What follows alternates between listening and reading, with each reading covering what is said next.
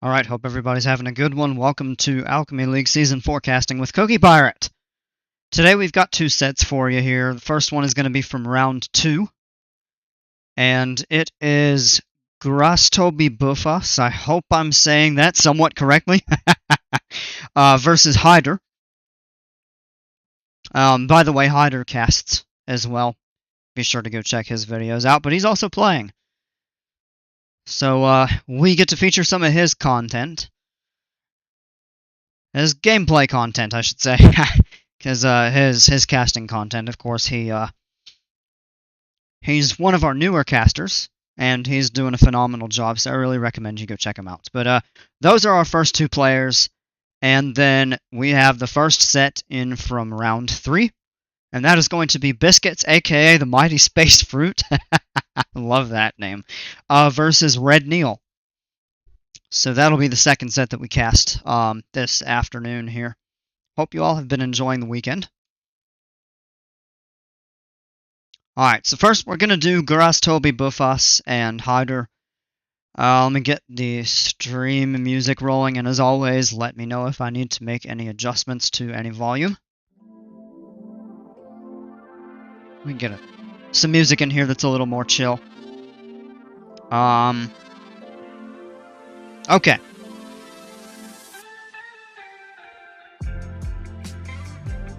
First, let's go ahead and take a look at the map draft for this set. Round 2, the map of the round is Chandelier Lake, so we'll be seeing that for game 1. And then it looks like GurasTobbyBufas actually randomized his discards and got Utqiagvik, Kodiak, and Denali discarded, and then Hydur banned Kenai Peninsula, Yukon Gold Rush, and Columbia, and that means Chena Hot Springs is the map left over, so that'll be the map for game 2 of this set. So Chandelier Lake and Chena Hot Springs it is. Let's go ahead and take a look at their Civ drafts.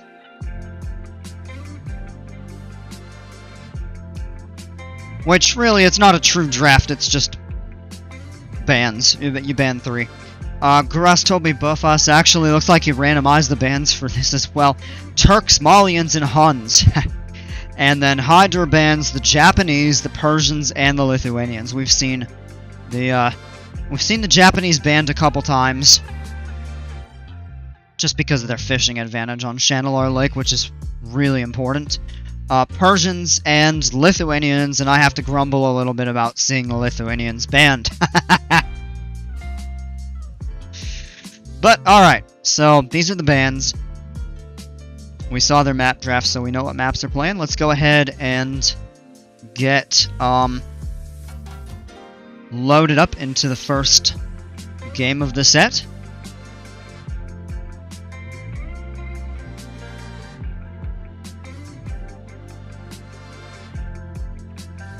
Let's get the screen switched over. There we go. Alright, and here's Chandelier Lake, and we're back in the winter time.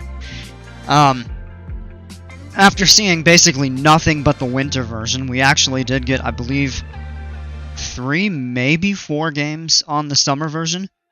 And here we are back on the winter. We have Hydur playing as the Celts in purple on the left-hand side, and we have GurasTobbyBufas playing as the Armenians in blue on the right side. Let's go ahead and unpause. Alright, so, Chandelier Lake, we've seen this map a lot, all of round 2.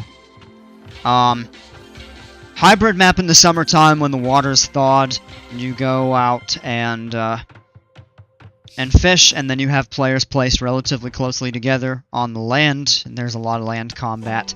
On the winter version, of course, the lake is frozen over. You have shorefish and some cracks in the ice, and you can actually build mills on the ice. No other buildings, but mills are allowed. And then, of course, you have the bears that are usually in the winter version spawning on the ice here. Occasionally, they will spawn inland. Kind of generally, like, for example, here and back here. In the summer version, of course, they always spawn on those places on land because the bears don't get placed on the thawed water. Alright. So, we've seen this map a pretty good amount, so I think by now everybody's pretty familiar with the strategies and and stuff that we see. So players scouting out. And it looks like GurasTobbyBufas is going over to try to lure a bear. And yeah, so these bears will attack on sight. You don't even have to hit them first with the arrow. But they will not chase you all the way. They're on defensive stance, so they'll chase you several tiles, and then they'll turn back. And I don't know, GurasTobbyBufas pulled that one villager back after the bear turned away. And better watch out. Okay, yeah, so she's it's about half health. And yeah, so the bear just turns around right at here. Mighty Space Fruit, welcome. Chandelar Lake once more. Yeah, I believe this is one of the last 2 outstanding sets, I believe, for round 2.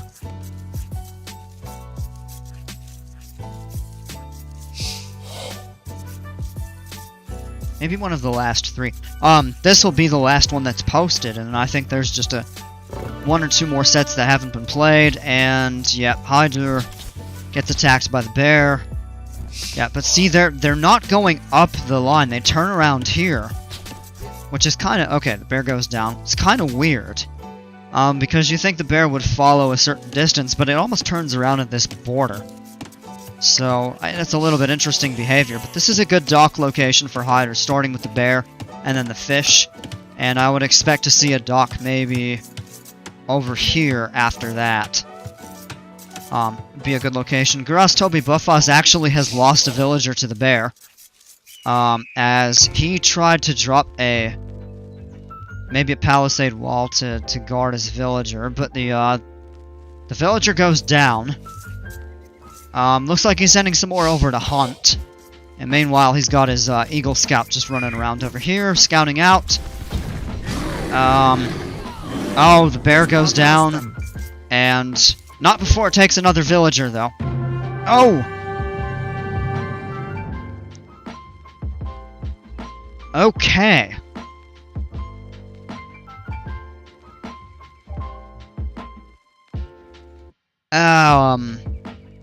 Yeah. So that just happened. So the bear kills another villager, and GurasTobbyBufas actually calls the GG. And this is the shortest game of this league so far. Well, actually, I don't know about that. But it is the shortest game of this this season so far, coming in at just under 6 minutes. The bears have claimed many villagers, yes.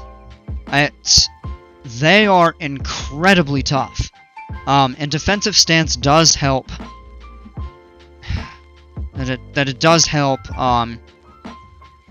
limit the kills somewhat, in that it won't chase you around the map like a regular predator usually will. A predator, but I mean like a boar.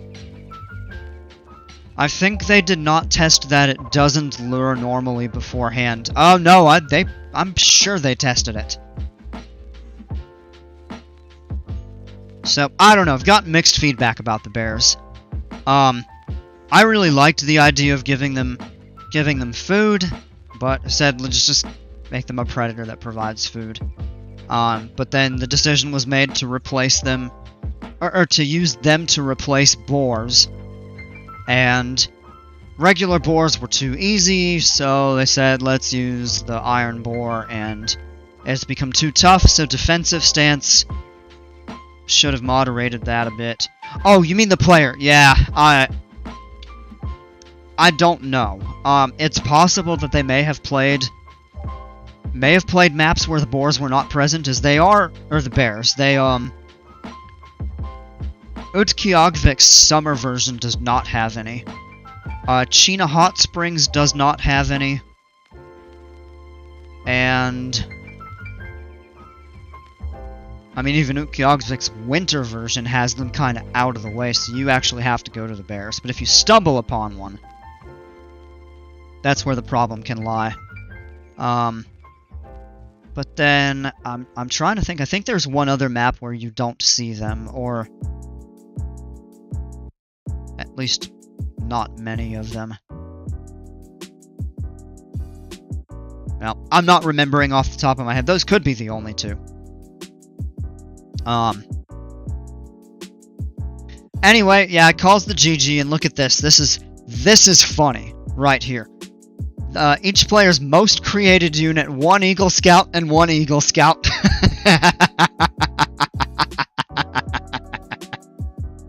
And actually, that isn't true, because the players didn't create them, they started with them.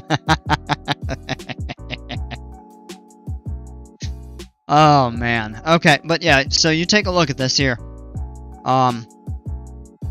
17 to 20 and 14 to 20. 16 villagers to 13. And Hydur was actually ahead a little bit, only having 1 second of idle time, so he is off to a very clean start. And 0.6% for idle eco. And then GurasTobbyBufas lost 2 villagers, but 36 seconds of idle time, so that would have put him 1 villager behind in terms of town center working. And a 1.4% idle eco percentage there.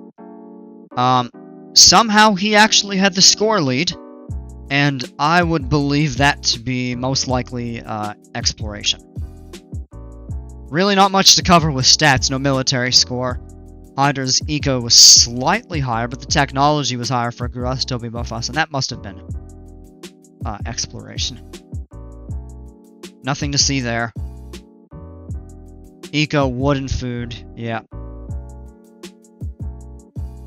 That's exactly it. Yep. Hydur only getting to 19% of the map. And in just those 5 minutes and change, GurasTobbyBufas actually had explored 34% of the map.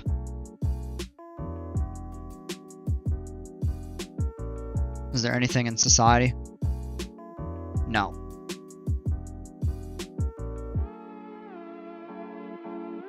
Okay. Well, ladies and gentlemen, I present to you the shortest game in Alchemy League Season 4 so far. But I totally can understand if GurasTobbyBufas got frustrated with that. In the Dark Age like that, it is a major setback, especially, I mean, to lose 2 villagers like that. You lose 1, you can generally bounce back, but this early, losing 2 is a really severe setback. Plus, the idle time and, which kind of effectively put him down a 3rd villager. So he was effectively 3 behind Hydur. And he did not have loom. Hydur did not either. Okay.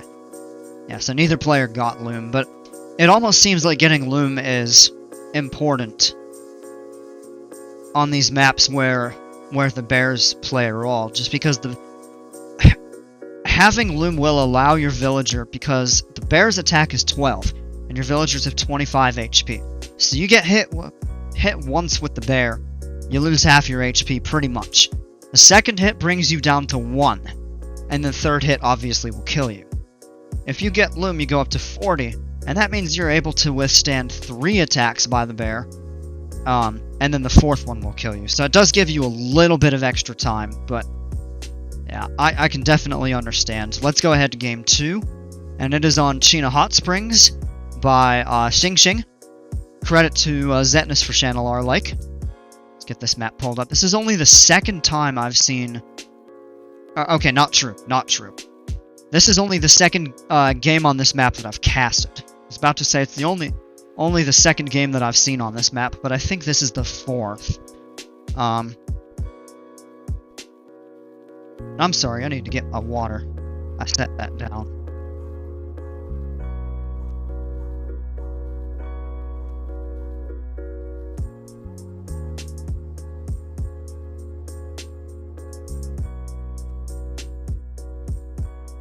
Alright. China Hot Springs by Xing. Or Xing. I apologize if I pronounced that incorrectly. Beautiful map. Absolutely beautiful. So this is based on a real location called China Hot Springs in Alaska's White Mountains, or the interior. It's kind of north of Fairbanks, south of Fort Yukon. And There's a hot spring, these natural pools. You can kind of see the steam coming up as the hot springs, and then you have a creek. And on this map, the creek is represented by shallows. And these wide portions of the shallows here generally have some resources. Got a big clump of trees in the corner, and then some up around the mountains here, and then some small forest patches. And then on the opposite side, you have a wide area of the creek, the shallows, with additional resources. Each player starts with a dock on their respective hot spring, and each hot spring starts with what should be 3 groups of shorefish and 1 group of deep water fish. We haven't really covered this map much. So yeah, so 3 shorefish and 1 deep water fish in each player's hot springs. This is a nomad start, so you have to build a TC. However, it is not really a true nomad map, in the sense that your villagers are starting largely together and just a little bit of separation. So there's 3 here and a couple geese. More villagers here. Opponents' villagers will start opposite over here, and then you'll also have some over on that section, kind of isolated. You do get a horse as a scout, so let's go ahead and get the game rolling. In purple on the southern half, we have Hydur playing as the Armenians, and GurasTobbyBufas is playing as the Mongols on the northern half of the map. He sets his town center up here pretty close to the water, right between these 2 clumps of trees, which I like, and he has close access to a pretty good amount of deer. He's close to his dock, and he's got gold and berries. Okay, I just pointed at them backwards. Gold and berries close by. Not really much stone, although we do have a couple small piles of stone back here. Hydur sets up, and I like Hydur's location better. Trees, and trees not far over here. Stone, gold, and berries.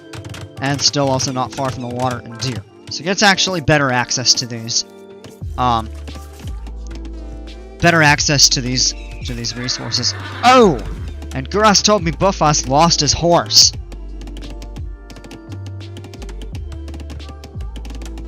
So Hydur actually taking some idle 8% in less than 2 minutes, because it jumped because he garrisoned, and he took down the scout.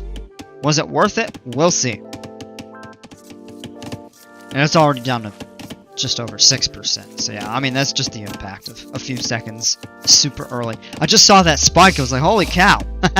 Seemed a little weird, but now that explains it when you're that early in the game. I do like Hydur's starting location just a little bit better. But GurasTobbyBufas does not have a bad starting location either, as we talked about. He's got really good access to trees, and then gold not far away, berries not too far.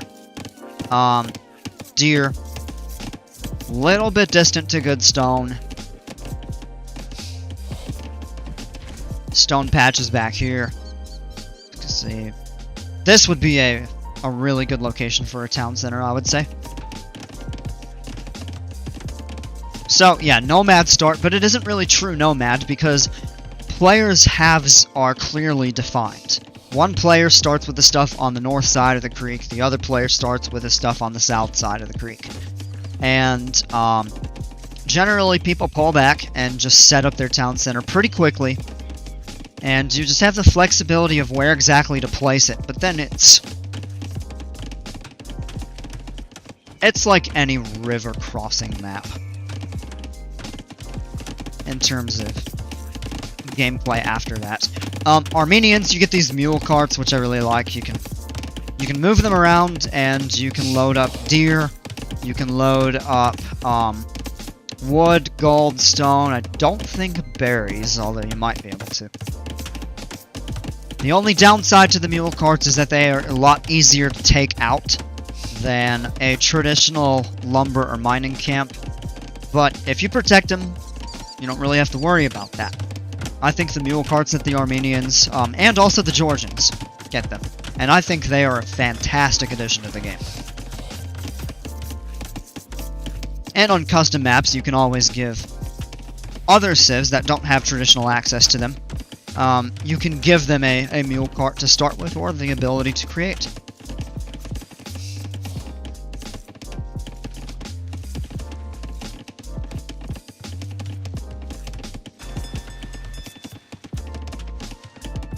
GurasTobbyBufas is building some ships, and he has fished out the deep water, and so he's got his 3 clumps of shore fish there.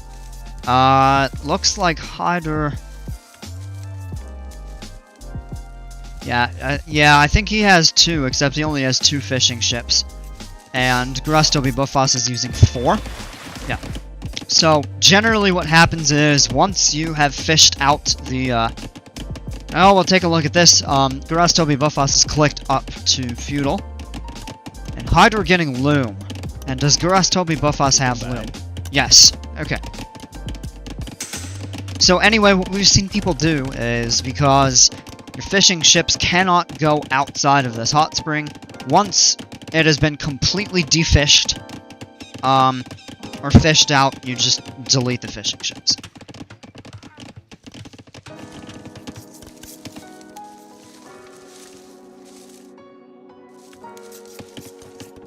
Alright, Hydro's clicked up as well. GurasTobbyBufas hits feudal. And I wonder what we're gonna see here. Double bit axe. Ah, he's building a dock on the shallows. Okay. There's a good number of shore fish to take advantage of, and there are a few... Oh no, these are actually... They're not shorefish, they just look like shorefish because they're... I mean, these are, but yeah, you've got actually a good number of deep water fish in the creek that you can take advantage of. So definitely fishing is a good option on here. You just have to be careful because it is easy for your opponents to set up, and there'd be... Really have not seen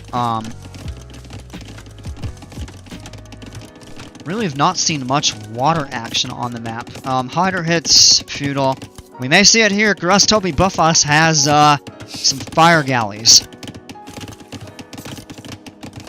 One thing I really like about this map is that if you do go on water, these rocks actually kind of break. Oh, and take a look at this. Holy cow, Hydur has actually docked in and basically cut off GurasTobbyBufas' access to this side, and that is really clever. Now, it is true he can just burn one down and then pass that way. And that's what it looks like GurasTobbyBufas is trying to do. He's going to burn down this dock, although it's going to take 2 fire galleys a while. Going to burn down the dock, but then he can pass through. So yeah, I mean, if players can cut off each other's access, and this is really creative by Hydur.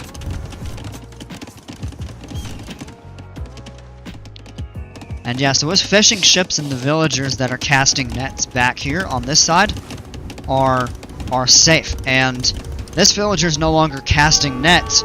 She's actually over here trying to repair the dock, and it looks like doing so. Oh, there's a demo ship. And yeah, demo ship did not take out any of the ships, but did do some damage. And now she's going back to cast netting, and oh, no, hold on.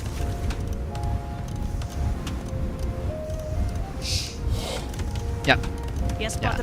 He needs to get out of there. Now Hydur with a galley. And this is actually, yeah, GurasTobbyBufas has basically trapped himself to where he can't attack the galley, but the galley can still pick shots at these fire ships, or fire galleys. But GurasTobbyBufas with 1, 2, 3, 4, 5, 6 now, and a 7th one on the way. And yeah, that dock is gonna go down pretty easily to 7 fire galleys. 2, 3, nah. But 7, yes. And the villager trying desperately to repair it. And it looks like it's just barely maintaining its HP. Now, it does need to be careful because these fire ships here can target the villager, I believe. But for whatever reason, he isn't. Demo ship.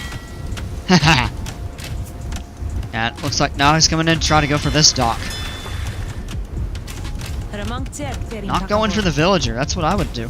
Unless maybe for some reason it cannot reach the villager behind the docks. And cutting off access. Can't burn anything behind it, even if it's not ranged. Demo ships. Now fire galleys of Hydur's own coming over to fight. And it is turning into a battle for this dock right here. GurasTobbyBufas now losing some ships.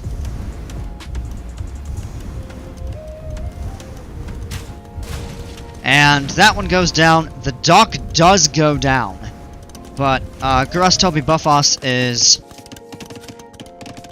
The ships are taken out. So Hydur has water superiority right now. And he is just a few seconds from hitting the castle age. And GurasTobbyBufas has only about 2/3 of the food and the gold and is still missing one required building to be able to click up. And right there, Hydur hits castle. I think the other dock is blocking the fire's attack because they're blocked by buildings. And GurasTobbyBufas just resigns. Okay. Alright. Well.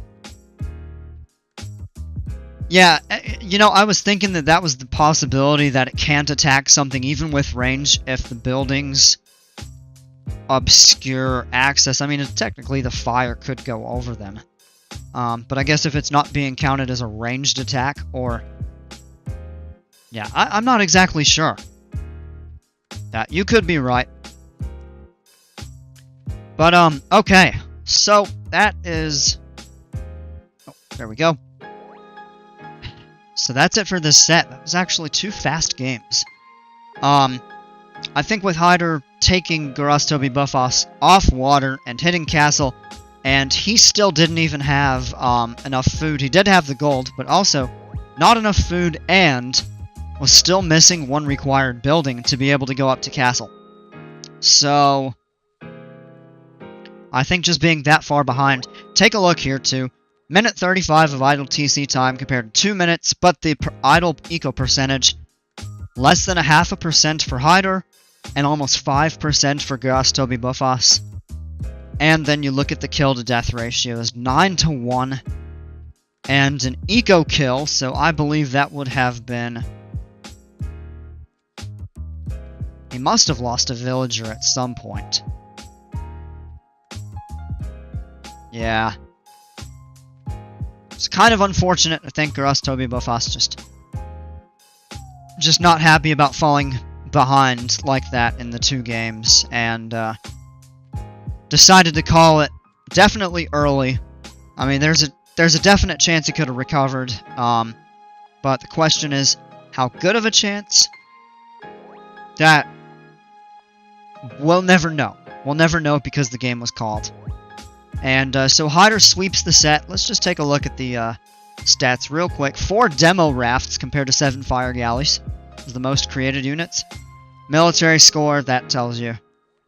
GurasTobbyBufas actually had the higher eco score, technology-wise, Hydur. And there's your overall score. Military, we talked about that, 9-1. Race to destruction was 9-1. I don't know what building it was that GurasTobbyBufas lost. I know that Hydur's dock ultimately went down that was blocking that. But at the expense of basically all of those ships. I can understand why people resign semi-early. Sometimes it feels like it will take a lot to come back. Yes, yeah, and I sympathize with him on that. I don't think the game was totally lost, but yeah, I mean, it's tough to tell. It really is. It's tough to tell. That said, I wouldn't call this semi-early. The first game, it was very early. And this game, I thought it was kinda early as well, although less so given the fact that he wasn't even ready to click up to castle, and Hydur had hit castle. So I'm more sympathetic in this game. In the first one, I thought it was very abrupt. But I mean, I can understand it too there. Resources, actually, these were pretty close. GurasTobbyBufas took more wood. Food and gold went to Hydur by a little bit, and then stone. Technology-wise, here's your uptime. So Hydur actually advanced a minute 25 seconds after GurasTobbyBufas hit feudal, but then you saw he was never ready to go to castle. And Hydur explored 56% of the map compared to 19% for GurasTobbyBufas. There's your technologies. Society scores, here you go. Not really much to talk about there. And, yeah. So, congrats to Hydur for sweeping the set, earning points toward his standing in the league. And GurasTobbyBufas, I get, you know, I give some sympathy for that. I can understand how frustrating it really is to have 2 major setbacks like that, 2 games in a row, really early on. Wish both these players the best in the rest of the league season. And let's go ahead and pull the second set up. And I'm not going to take a break. This one is Biscuits, aka the Mighty Space Fruit. I love that name. Versus RedNeal314. I didn't type it in the in there. Let's go ahead and take a look at their map draft real quick. Map of the round for round 3 is Kodiak. And Mighty Space Fruit discards Chandelure Lake. I guess he's seen enough of it. Kenai Peninsula and Denali. And RedNeal discards Utqiagvik, Yukon Gold Rush, and Chena Hot Springs. And that means Columbia is the map remaining. And that is the one that we'll see for Game 2 of this set. Let's take a look at the Civ draft. Mighty Space Fruit bans the Saracens, the Persians, and the Dravidians. And RedNeal bans the Portuguese, the Mongols, and the Magyars. Interestingly, I haven't really seen the Magyars banned. Also, I've only seen the Magyars played once.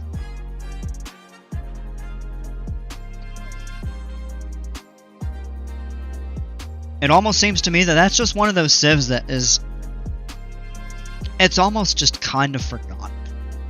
You really don't see them much, but they don't get banned. I like Chandelure Lake, but I wanted something different. I 100% can understand you on that. As I've said it, Chandelure Lake is my favorite map this season. And yeah, it is nice to see a change. But I guess it's a little different from the players' perspectives, because you really only play on these maps once. You know, except for the ones that get left over, you know, sometimes are the same. As we've seen Kodiak be left over a few times. Chena Hot Springs, I think we've seen 4 games on. Yukon Gold Rush has had a few. I actually think there's one map. I think Kenai. I'm pretty sure Kenai has not been played once so far. And I wonder if people are intimidated by it just because of how close the players start together. But I'm really looking forward to seeing that map played.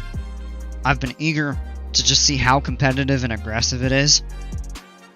But, yeah, in due time. In due time, I think we will. Let me go ahead and pull the first game of the set up, and it is on Kodiak, and I made that map.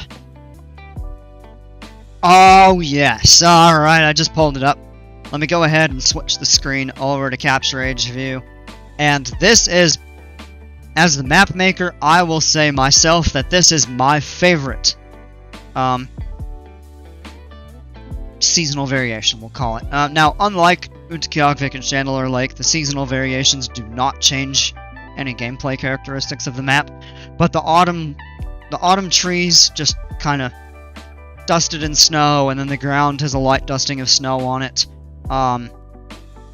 This is my favorite version of the map. And then the warm fall without the snow is another one that I kind of like. That being said, I do not like the way the mountain pass is arranged. In fact, it's kind of reduced to only half of the island. A lot of trees over here, so it really kind of restricts access, but this is all flat, and you can just go right through here. Or, like, up over here. It looks pretty difficult to pass, and this is a little bit more constricted than I would like it. Anyway, let's take a look at the players here. We have RedNeal playing as the Chinese in red. Hence the name RedNeal, playing in red. I guess if he was playing in a different color, he'd be Blue Neal or Purple Neal or something like that. Alright, terrible jokes aside. And then we have Biscuits, aka Mighty Space Fruit, playing in blue as the Vikings on the right-hand side. I do want to check something real quick. I don't think there's handicap. No. No, there is not. There is no handicap on this set. I thought there might be, but there isn't.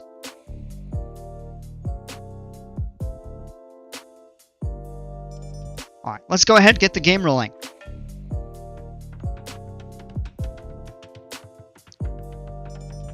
Alright, so, yeah, Kodiak, we've seen it a couple times as games that were left over, but this is the first game of Round 3. And Round 3 actually features Kodiak as the map of the round. As I mentioned, I made the map so I can give you some insight into it that, you know, that gives a little bit more of an in-depth description compared to when I just cast a map that somebody else made.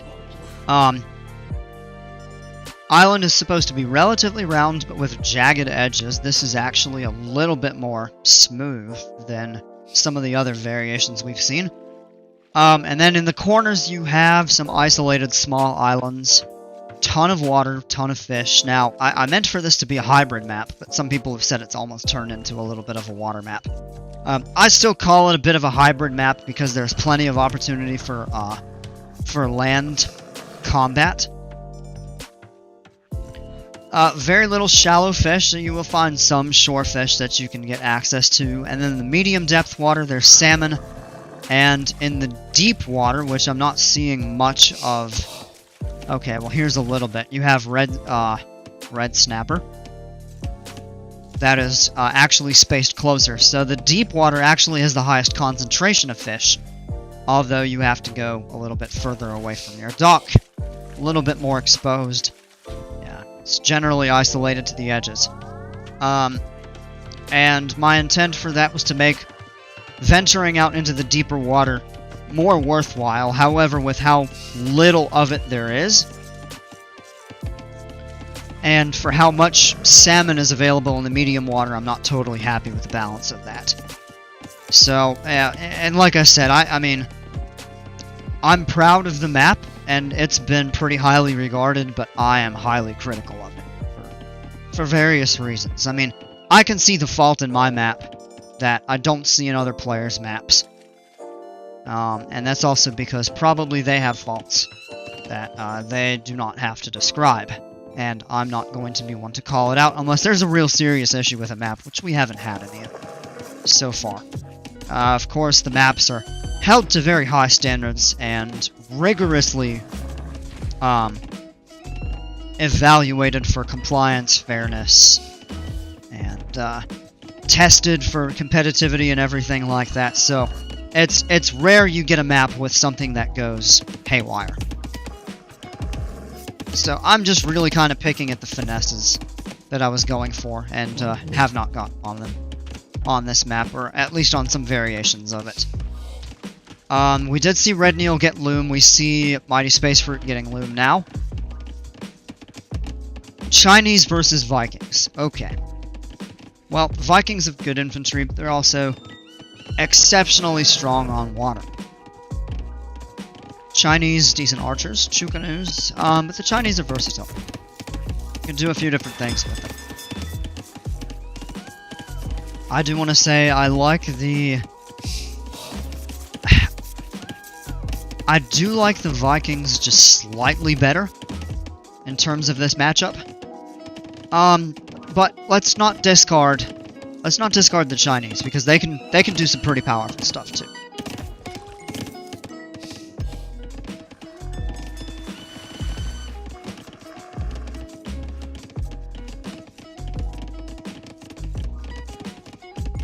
I almost feel like scouts would be a good option for this map.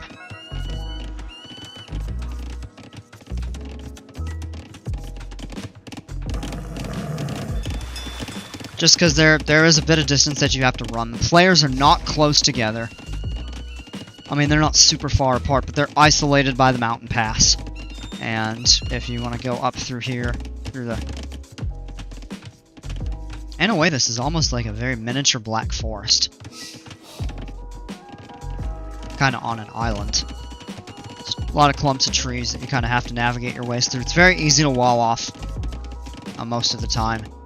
And we see Mighty Space Fruit setting some houses. Oh, I know, it doesn't actually look like he's really walling off, although this could be the initial steps of possibly trying to shore up the forward defense. What he needs to focus on, if he is going to try to defend, is closing these gaps over here. This, from what I'm seeing, is the easiest way for RedNeal and Mighty Space Fruit to get to each other. Would be kind of through here.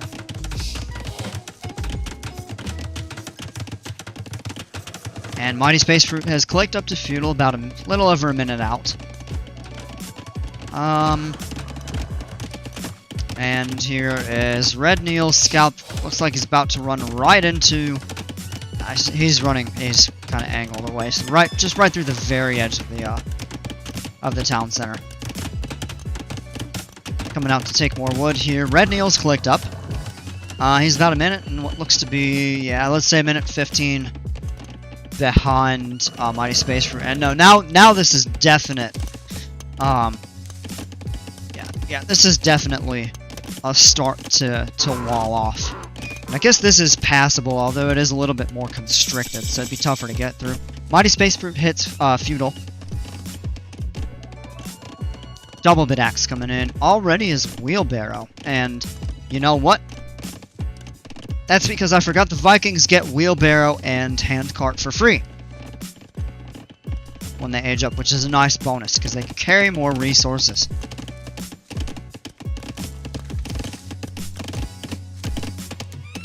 RedNeal with the Eagle Scout still running through here. Now, he could ring the town bell and garrison and take him out pretty quick, but no. He gets out. Does need to keep an eye on these, but it doesn't really look like RedNeal wants to attack. I mean, he stopped on the wall.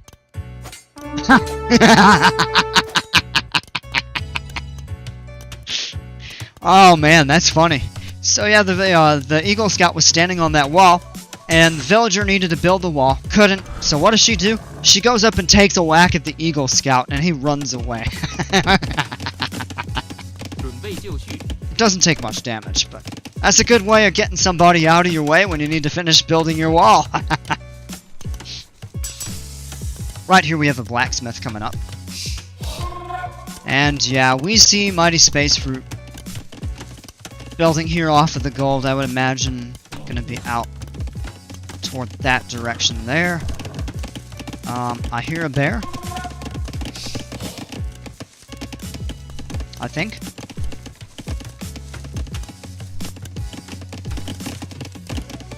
Well, there's that there. It sounded like one was actually chasing or trying to attack, but I could be wrong. It actually could have been over here when he turned and went for this scout. Alright, we have... Oh, take a look at this here. There's a villager.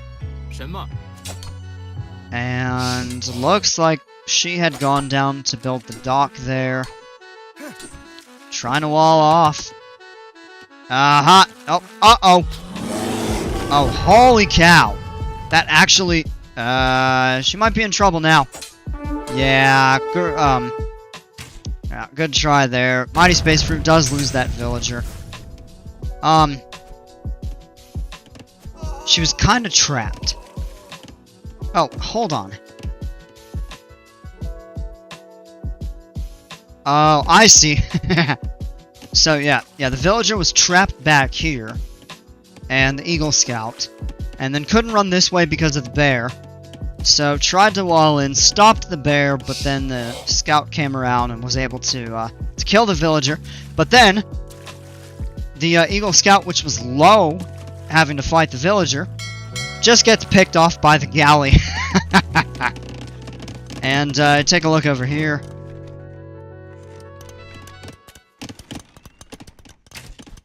And yeah, I've missed the water combat. So yeah, Mighty Space Fruit has lost 1 eco unit, but he's got 3 eco kills. And I believe they're going to be on fishing ships for RedNeal, as he now has 4 galleys down here attacking RedNeal's dock. There's a fishing ship remaining. And there's one all the way up here, which looks like it's actually escaped over to safety.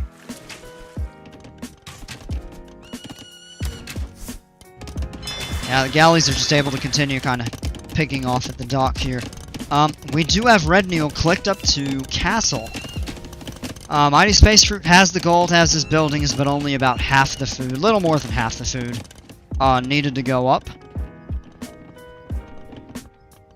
And what do we have? More galleys. Alright. The Hunter is under attack. Where?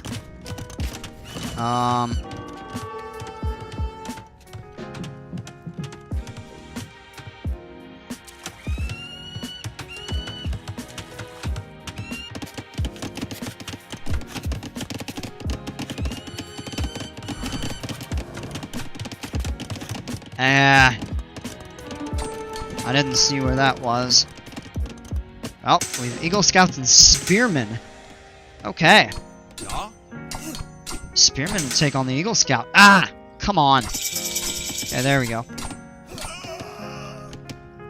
Alright, so Mighty Space Fruit loses his Eagle to RedNeal's Spearmen. Now, RedNeal's hit Castle, Mighty Space Fruit is just clicked up. So he's a little bit behind in time. Take a look at this, though. 12 military units on the board compared to 2 for RedNeal, and 43 to 32 villagers. Now, to be fair, most of these units are galleys. There's 9 of them. 10, 11. 1 military unit on land, probably. But that's more than RedNeal has. RedNeal throwing a castle up here. Very defensive castle. And yeah, I mean, it's securing his gold, securing this wood line here, but I'll tell you what, I think I would like to see that castle a little bit more forward here, kind of where, or maybe over here where you would expect the maybe the opponent's units to come out from if they're having to get around. Now take a look at this. This is a sneaky dock that Mighty Space Fruit is setting up right here on the shoreline. And we have 2 sneaky archery ranges, and he's actually creating archers and keeping them garrisoned inside the range. So he's going to drop them to really be a mass surprise attack. Now, he has fletching, doesn't have any armor yet for them. RedNeal actually has bodkin arrow and padded archer armor. And yeah, now we see Mighty Space Fruit getting bodkin arrow. Town center. This town center feels a little bit kind of closed in. You don't really have the room to build farms. Now, if RedNeal is going archers, he doesn't need as much food, so I can kind of understand that. Oh, and he's clearing these buildings out just to, I think, to make room for farms. Yeah. You don't have a whole ton of space on this map to build at home. Excuse me, so to speak. But he still has enough room where he could have spread it out a little bit more.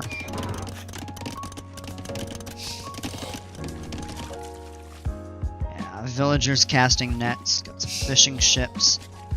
Archers are upgraded to crossbowmen, and they have bodkin arrow, and now we've got a group of, how many is that? 10. Okay. We've got a group of 10 crossbowmen that are going to be coming over for a surprise attack on what I believe he's going to be going for the villagers on the wood line. No, hold on. No, they're shooting at the blacksmith. Don't do that. Yeah, there we go. Now we're going to get a couple of kills here. Ooh. And what are these? Are these Chukanus? Yes, they are. Oh, these crossbowmen. Man. Would you look at that? Oh, no. Oh, my. I was not expecting that. Mighty Space Fruit cleans up all of those Chukanus with the loss of, I believe, only one, maybe two, of his own crossbowmen. Oh, man. And that is a very costly loss. And, yeah, more of them over here. Are they going to kill the bear? Oh, he needs to be careful. The bear actually... well, he took care of him pretty easily. And that was one of... I guess you could say one of RedNeal's bears. So that kind of counts as a lame. And RedNeal calls the GG. Mighty Space Fruit gets the first win. Most created unit was 14 Chukanu to 16 crossbowmen. And this one ending kinda early as well, although less so. Both players did make it into castle, but I think what happened here was RedNeal had sunk so much into those Chukanus, and I'm gonna tell you, I was surprised to see all of them go down to the crossbowmen like that. I mean, he lost... Unless he pulled any back or something like that. It looks like he lost 4, and he killed at least 10 or 11 Chukanus. Yeah, let's take a look at their idle TC time and percentage eco. 4 minutes compared to just over 1. And then 2.5% compared to less than 0.5%. So Mighty Space Fruit actually having some fairly clean gameplay. And a 9-to-1 eco kill to death ratio, 21-to-6 for the overall kill to death. Most created units was 14 Chukanu to the 16 crossbowmen. The problem is they fire so much slower, so I was able to dodge a lot of the arrows. Yeah, yeah, I could see that your micro was on point. Taking very few losses.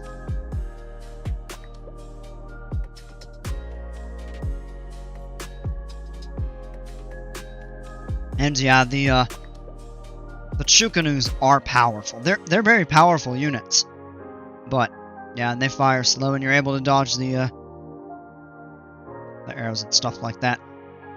Quick look at the stats. Mighty Space Fruit having a much higher military score. Eco as well. I think RedNeal took a big setback after all those fishing ships were cleared out, losing a few villagers there.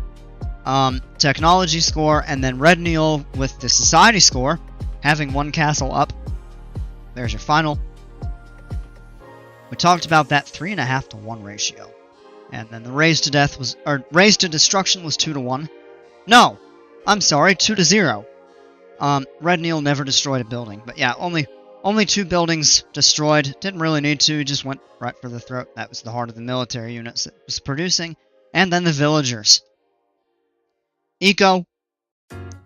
So RedNeal actually was ahead until late feudal, and then it flipped and RedNeal fell behind, and Mighty Space Fruit ran ahead there. More wood, more food. RedNeal actually taking 46 more gold. And then he also took more stone, which is understandable considering he was going for castle. Technology. Yep, Mighty Space Fruit had a 1:13 ahead into feudal, and then a little less than 3 minutes behind into castle. Exploration here, 48% compared to 82%. Your society scores actually both had relatively high max villager counts. Mighty Space Fruit had a little more fishing. So it's 5 fishing ships that all got taken out, and then 4 villagers, I believe it was. And 1 castle, we talked about that. Let's go ahead and take a look at the second game. And that is this one here. And it is on Columbia, made by Tech Chariot. This is a really... So, this map, and I'm going to go ahead and let the game roll. Mighty Space Fruit playing in blue as the Italians, and RedNeal in red, of course, on the right side, playing as the Ethiopians. This map was actually a spare. It was not originally planned to be in the map pack. I'm so glad it was included. I think this map is absolutely beautiful. It's relatively simple in terms of appearance.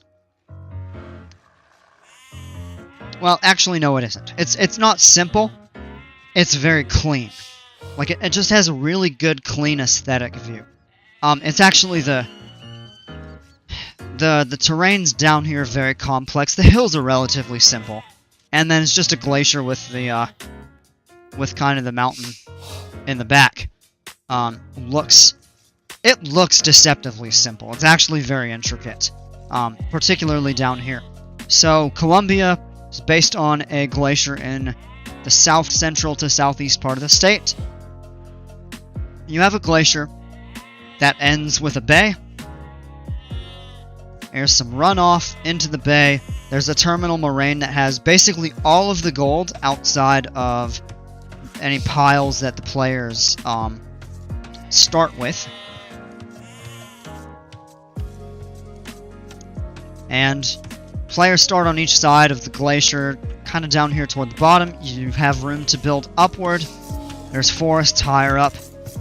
This is one of the few maps where there is a bear and there's actually a wolf for the berries. So, these maps, the bears, you will either not find them near any berries, or you will always find them near berries. At least equally for both players. You can have a mix. But as a general rule of thumb, it's one or the other. All the way up here at the top is a ruined monastery, and you have these Gaia priests, and all of the relics on the map are found up here. These Gaia priests will convert anything that tries to get the relics. They have a pretty high conversion range, and we saw it, and it was absolutely hilarious. Absolutely hilarious. Oh, we have some action. Mighty Space Fruit's Eagle Scout. Doesn't look like they took any damage, I think. He may have just tried to run through and might have gotten had a quick garrison there.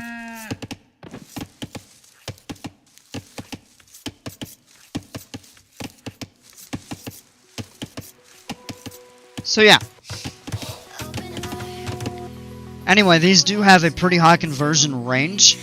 So if you get close, yeah, so you need units that can fire from a distance or go in with mass power, and just expect to lose a few units to be able to clear this out and then get the relics. We see RedNeal getting Loom, and RedNeal's Eagle is up here. Let's see, Mighty Space Fruit has not gotten Loom yet. Players are hunting. There's a good number of deer down here in the in kind of the lowlands before you get to the bay. Kind of like right along the edge. And these are shallows. There are portions that you cannot walk across, but a lot of this you can. You can generally walk from land over to the moraine. You do not have to sail across it. This is not walkable, this is not, but all of this is, so you can always walk across to your opponent. And let's see, sheep and eagles, and we're gonna see, yes! RedNeal taking a hit. Oh, wow, he just lamed that sheep! Well, yeah, so they go their own ways. Okay. Yeah, he tried to convert it, but Mighty Space Fruit's scout was still close enough, and so RedNeal creatively just saying, okay, if I can't have it, you can't either, and takes a whack at it and kills it.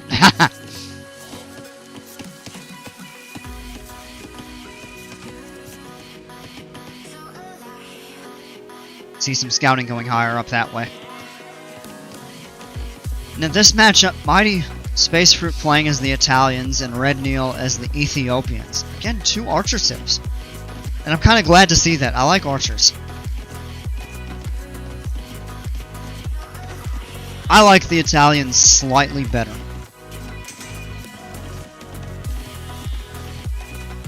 Alright, there we have Mighty Space Fruit getting Loom and clicked up to Feudal. And RedNeal is just short of the food he's needing to click up. There he goes. And yeah, I like Italians slightly more than Ethiopians. I mean, they both have good archers.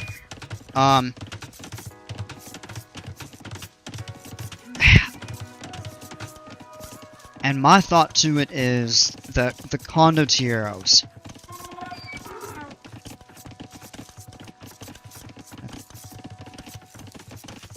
Condotieros. I believe the Italians are also slightly better on water. And this is only the second game that I've cast on this map as well.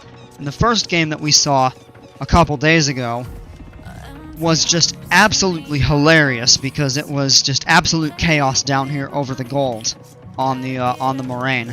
And we see RedNeal already setting a mining camp up going for the gold down here instead of going back. Each player does have some gold on their side, not much, so you do have to go down. Mighty Space Fruit has hit Feudal, and RedNeal's only about 15 seconds out. Now we see an upgraded Man-at-Arms, double bit axe. And what's this over here? Oh, we've got militiamen and an Eagle Scout. And trying to panic wall, but he doesn't seal it off. These are reeds that actually block passage. So these guys aren't going to be getting in at the moment, but an Eagle Scout is coming around. Oh, there's a couple villagers ripe for the picking as they make their way to the gold mine.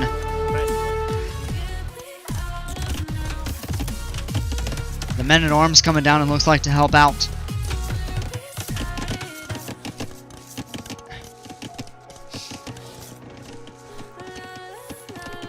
That could be a bit disruptive. I want to keep my eye on that and see what goes on, but it actually looks like they're just linking up. I thought they might be going down for the gold miners, but they aren't. As he may be looking for another way around to the back to the wood line there.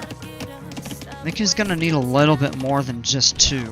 The number of villagers there, I think he'd be able to stave that off. Hold on. It's the Eagle harassing the miners.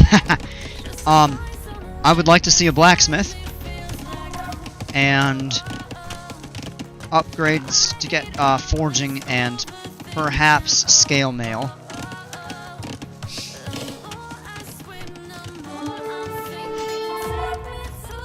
Oh no, now they have moved back down and they're... Yep, cut down one villager. One is fighting back, but I think this one's going to get cut down too. Now, actually, now it's 4v2. Well, now it's 3v2. Another villager did go down. That Man-at-Arms does go down. He's going to try to get the kill on that last villager there. Is he going to get it? Yes. That is 3 villagers lost down here. But the Man-at-Arms goes down because RedNeal has some archers. And the miners can go back to work in relative safety. For now. Take a look at this. Mighty Space Fruit setting up a mill on RedNeal's side. Basically the terminal point of the glacier. Now we have fletching. Double bit axe coming up for RedNeal there.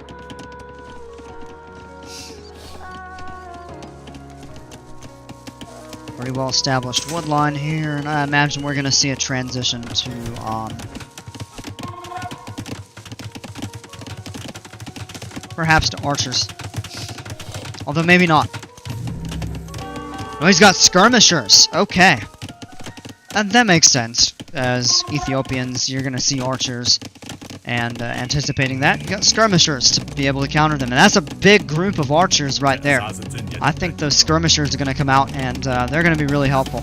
But Mighty Space Fruit may lose some villagers right here. It's 8 archers right there on these villagers on the wood line. Oh no, but the skirmishers start cleaning up these archers one by one. Look at that. Picking them off now. He did lose 1. Now it's 2 villagers down. But RedNeal has just lost all of his archers. 2 villagers down. I don't think he lost a single skirmisher there. And yeah, Mighty Space Fruit gets back to work with little disruption. Well, it's 3 villagers lost. Okay. So it's 3-3, so they're actually equal on eco kills. Archers just firing at the mill. And oh, they get ambushed right into the skirmishers, and they drop like flies.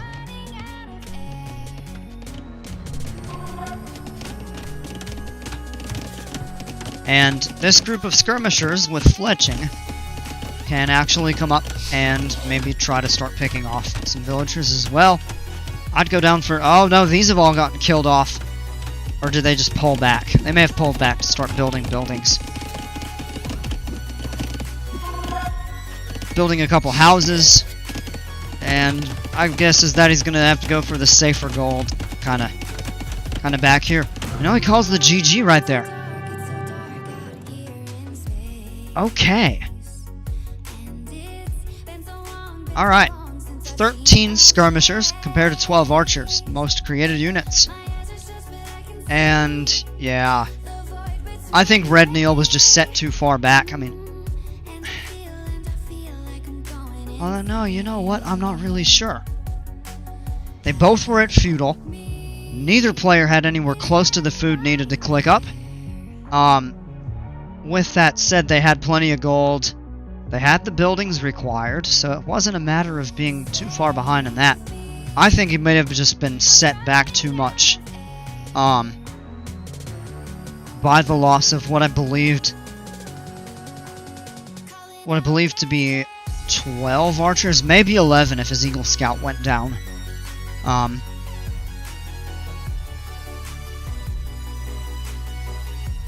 if his Eagle Scout was still on the board, which it was, yeah, it was all 12. It was, yeah, it was all 12 of his archers just got erased. Erased right off the map, and that's very costly. Even in eco because of the vills I lost to the archers, yeah. My skirms can only do so much damage to the vills, but it did kill all the army, and yeah. And that is a major gold cost that just got decimated. And all the villagers down here were off of gold. I don't think he's set up for that. Yeah. So I just think he really couldn't sustain. Yeah. Really couldn't sustain military production like that with no gold. Now it's true he could have gone into scouts. And scouts may have posed a problem. But yeah, and then if you take a look at this too, idle TC time fairly low for both players, 0.8% for Mighty Space Fruit, but 2.5% for RedNeal for the idle eco percentage there. And let's go ahead and take a look at the quick stats here. 198 to 62. Eco scores were close. Technology scores, there's a bit of a difference there. There's your final. 3-to-1 kill-death ratio. No buildings raised. There's your army high. Eco, again, relatively close. Actually, just the tiniest trace bit more wood for RedNeal. Considerably more food for Mighty Space Fruit, and that's probably because of skirmishers. And then there's your gold. Neither player ever went for stone. And there are your feudal uptimes, about a 30-second difference, just a little less. And then there's your exploration, your technology counts, percentages, and your villager max.